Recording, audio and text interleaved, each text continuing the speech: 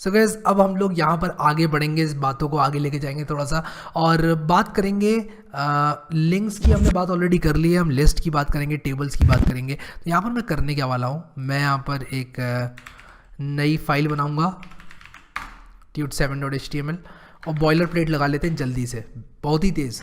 और यहाँ पर मैं लिख दूँगा टेबल्स एंड लिस्ट्स। तो यहाँ पर एक काम करते हैं, लिस्ट से चालू करते हैं और यहाँ पर मैं आपको बताता हूँ लिस्ट क्या होती है। सबसे पहले पोर्ट को डिस्पोज करके यहाँ पर लाइव सर्वर चला लेता हूँ और खोलता हूँ अपने ये वाली जो फाइल है उसको, जैसे कि आप लोग देख सकते हैं। ठीक है, पुरानी वाली ये बंद कर देता हूँ और यहाँ पर हम लोग बात करेंगे लिस्ट की। अगर मैं यहाँ पर यूएल लिखता हूँ और उसके बाद इसके अंदर li लिखता हूँ और यहाँ पर लिखता हूँ this is first item of my unordered list, अभी समझाऊंगा इसको। ठीक है, और उसी के साथ साथ 3 बनाता हूँ, यहाँ पर सेकंड बनाता हूँ और यहाँ पर थर्ड बनाता हूँ। उसी के साथ साथ इसको रेप्लिकेट करता हूँ और यहाँ पर OL करता हूँ और यहाँ पर ऑर्डर्ड लिस्ट लिखता हूँ।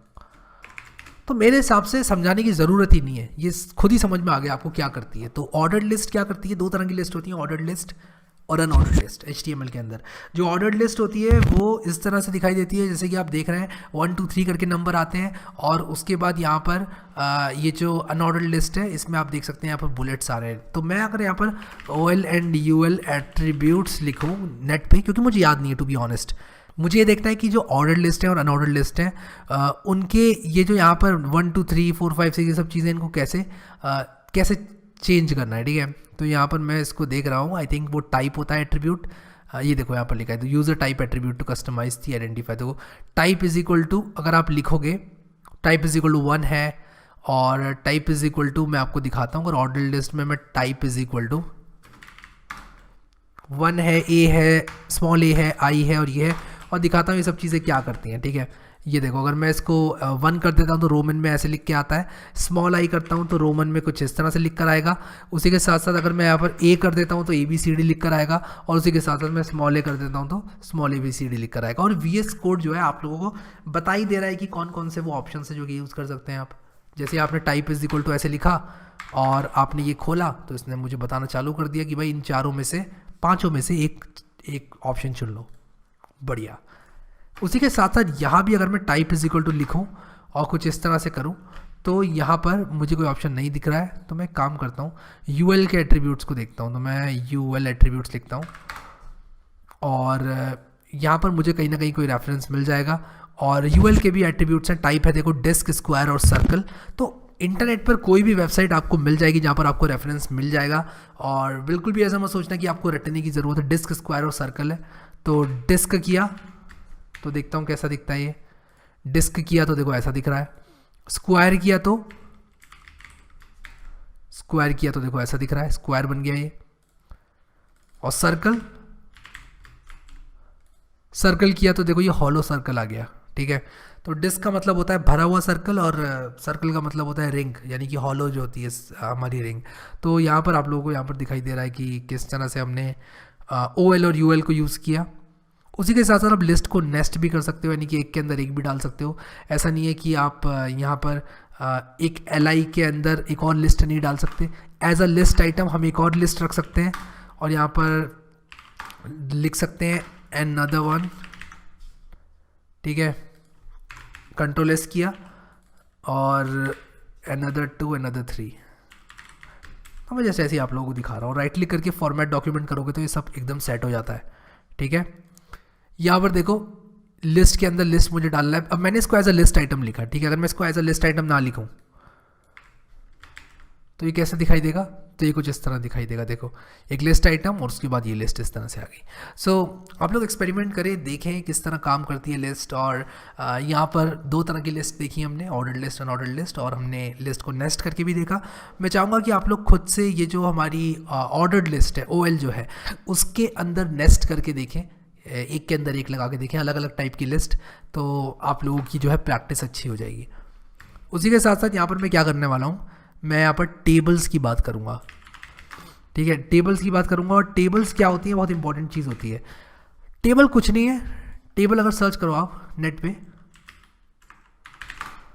टेबल, टेबल क्या है, नहीं ये वाली टेबल नहीं, टेबल HTML लिखता हूँ मैं तभी आएगी वरना आएगी नहीं।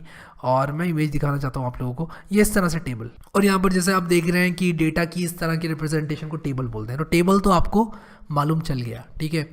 टेबल बनती कैसे है, कैसे बनाए टेबल, मैं यहाँ पर देखना चाहता हूँ टेबल। तो मैं एक काम करता हूँ, यहाँ पर एक हेडिंग डालता हूँ, H3 लिखूंगा, H1 बहुत बड़ा हो जाएगा इसलिए, टेबल, ठीक है। और यहाँ पर मैंने HTML टेबल लिख दिया। इसके बाद मैं क्या करूँगा, यहाँ पर टेबल टैग का यूज़ करूँगा।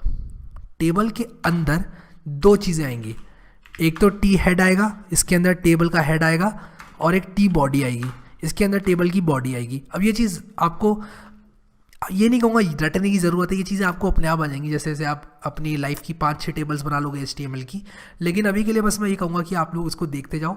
फिर हम एक रो स्टार्ट करते हैं TR की मदद से, और अगर हम हेड के अंदर है तो TH लिख के हम यहाँ पर कुछ इस तरह से लिखते हैं। जैसे मैंने यहाँ पर नेम लिख दिया, ठीक है।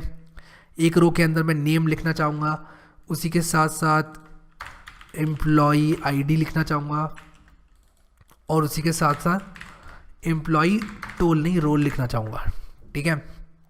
ये मेरा हेड हो गया पूरा, देखो name, employee ID, employee role. अब मैं क्या करूँगा, यहाँ पर डेटा ऐड करूँगा, और डेटा ऐड करने के लिए मुझे क्या करना होगा, एक टेबल रो बनानी पड़ेगी, और उसके अंदर TH नहीं लिखूँगा, इस बार TD लिखूँगा, नेम हैरी, ठीक है।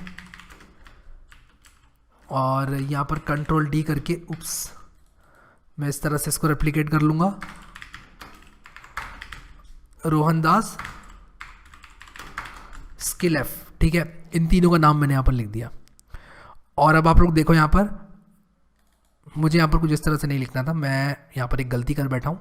मैंने एक रो बनाई है, तो मैं एक रो में नाम, एम्प्लॉय ID और एम्प्लॉय रोल लिखूंगा। अभी ये ऐसे आ जाएंगे, जो कि गलत हो गया। नेम में हैरी आ गया, एम्प्लॉय ID में रोहन दास आ गया। मैं चाहूँगा कि एम्प्लॉय ID में मेरा कुछ इस तरह से आए, और उसके बाद एम्प्लॉय रोल में आए प्रोग्रामर, ठीक है। फिर मैं इसी रो को रेप्लिकेट करूँगा और यहाँ पर रोहन कर दूँगा, और फिर मैं यहाँ पर कर दूँगा मान लो शुभम, ठीक है। और मैं कुछ इस तरह से करूँगा, और शुभम प्रोग्रामर नहीं है, एंड्रॉयड डेवलपर है, और रोहन है हमारा HTML एक्सपर्ट। तो मैं यहाँ पर HTML एक्सपर्ट कर दूँगा इसको, ठीक है। तो रोहन दास HTML एक्सपर्ट, कंपनी में कोई भी प्रॉब्लम हो HTML की, रोहन दास के पास जाएंगे। और यहाँ पर एम्प्लॉय ID बदल देता हूँ सबकी, और ये देखो नेम, एम्प्लॉय ID और एम्प्लॉय रोल, कुछ इस तरह से हमने इसको भर दिया। अब यहाँ पर और कॉलम्स भी ऐड कर सकते हो आप लोग। यहाँ पर कॉलम्स ऐड करने के लिए एक और हेडिंग लगाओ और डेटा भी लगाते जाओ। तो एक चीज़ बस यहाँ पर याद रखनी है आप लोगों को, मैं इसको फॉर्मेट कर लेता हूँ डॉक्यूमेंट को पहले। एक चीज़ याद ये रखनी है कि table head, table body, table के अंदर दो चीज़ें होती हैं, हेड और बॉडी। हेड के अंदर क्या रहेगा, हेड के अंदर ये चीज़ रहेगी, ये जो भी दिख रहा है आपको। यहाँ पर मैंने क्या डाला, एक रो डाली, नेम लिखा, एम्प्लॉय ID लिखी, एम्प्लॉय रोल लिखा, ठीक है। और हेड खत्म हो गया मेरा। अब बॉडी के अंदर मैंने बाकी जो टेबल का कंटेंट है वो लिखा। मैंने यहाँ पर क्या किया, बॉडी के अंदर एक TR डाला, एक रो डाली, और उस रो के अंदर 3 चीज़ें मैंने लिखी। रो का मतलब क्या होता है, रो का मतलब ये है, ये रो है एक। फिर मैंने क्या किया, ये रो डालने के बाद मैंने और रोज़ डाली बाकी की, और मैं जितनी भी रोज़ डालना चाहूँगा डालता जाऊँगा TR को बढ़ा बढ़ा के, और मेरे टेबल की बॉडी को फिनिश करूँगा। और इस तरह से मेरी टेबल जैसे आपको दिख रही है वैसे डिस्प्ले हो जाएगी। सो आशा करता हूँ समझ में आ गया होगा, टेबल भी आप लोगों को, लिस्ट भी आप लोगों को, और जल्दी जल्दी यहाँ से आगे बढ़ेंगे। और मैं आशा ये करता हूँ कि आप लोगों को कोई प्रॉब्लम अभी तक नहीं हो रही होगी, क्योंकि ये बहुत ही सिंपल स्ट्रेट फॉरवर्ड चल रही हैं चीज़ें, और हम लोग आगे जाएंगे। बहुत सारे लोग ऐसे भी बैठे होंगे यहाँ पर जिनको ये सब चीज़ें ऑलरेडी आती होंगी, बट चिंता ना करें, मैं आप लोगों को टिप्स एंड ट्रिक्स देता रहूँगा बीच बीच में, जो कि शायद आप लोगों को मालूम ना हो पहले से। सो इस वीडियो को लाइक करना बिल्कुल मत भूलना, और अगर आप लोगों ने ये प्लेलिस्ट एक्सेस नहीं किया तो उसको ज़रूर एक्सेस कर लेना। इसमें मैं बाकी वीडियोज़ ऐड करूँगा और इसको बड़ा करता जाऊँगा। और इस वीडियो में अभी के लिए इतना ही guys. Thank you so much guys for watching this video, and I will see you next time.